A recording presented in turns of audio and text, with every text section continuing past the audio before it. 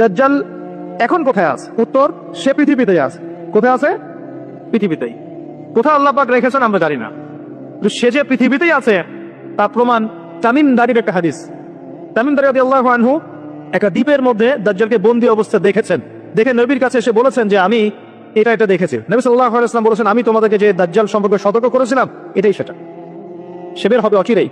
এবং সেদিন সে বলেছিল যে এই বাইসানের খেজুর বাগানে খেজুর থাকবে না, এখন সেখানে খেজুর নাই। সে বলেছিল তাবারিয়া হ্রদে যখন পানি থাকবে না তখন আমি বের হব, এখন তাবারিয়া হ্রদে পানি নাই, সময় ক্লোজ। সে কোথা থেকে বের হবে? উত্তর, তার বের হওয়ার সম্পর্কে তিনটা বর্ণনা পাওয়া যায়।